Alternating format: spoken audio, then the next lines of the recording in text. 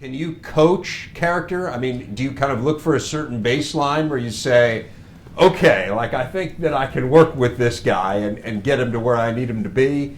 Do you try to talk yourself into that ever? No, yeah, yes, you can coach character, absolutely. And David alluded to it earlier. I have it right behind my desk. You can never make the same mistake twice, because the second time you make it, it's not a mistake; it's a choice. You coach choices every second of every day as a parent, teacher, community member. That's what it's all about. And you hope you put together like-minded young people, but there's no question that you can create a culture and you can create a set of standards and expectations for everyone to strive to be at. Again, there's going to be mistakes made. That's an opportunity to improve and get better. But when you start making negative choices, you not only impact yourself, you impact all those that are around you.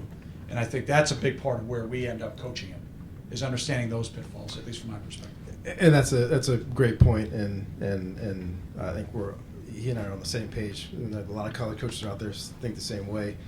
And that sometimes there's a line, and sometimes it hurts me, and I have to remind our coaches sometimes we can't save everybody. Sometimes it's just, there's too much there, and Coach alluded to it. Why are we recruiting this guy? Okay, yeah, he was younger. Yeah, he was young. Last time you told me that too. Last time we brought him up, we talked about social media. Then his coach said he said something, and his counselor went to see his counselor, and his counselor said, okay, who's that?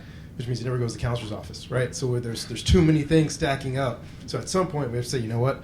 We can't bring him into our place because, in particular, Stanford, Northwestern, we have unbelievable locker rooms with unbelievable kids, and sometimes there's a young man that maybe is a little bit immature, but we see something in him, and we feel like we can bring him into our environment, and now we can create an environment that's going to help him make great choices, going to help him become better than maybe he thought he could be. But by surrounding him with phenomenal people and great resources from our universities, we can push him to that next level.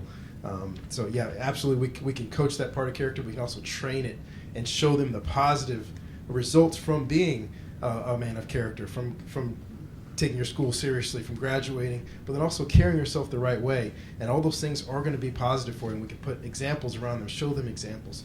But at some point, where some of these guys, before they enter our team, now once they're on our team, they're ours. We got them. We're going to take care of them and do whatever we can to help them be successful. But sometimes in order to get on our team, that's where a lot of these NFL franchises are right now. They're having some of these discussions with some of these guys. Some recent events have happened with certain guys. There are certain guys you're going to say, you know what, we've done great research on this guy. He did something really, really stupid. But we're going to trust him. We're going to bring him close to us. We're going to tell him that, okay, we have a zero tolerance for you, but we trust in you and believe in you. And there's some guys you just take off the draft board. And you say, you know what, we can't deal with this. Too much there. We're going to take them off the draft board, and we're going to move on with someone else.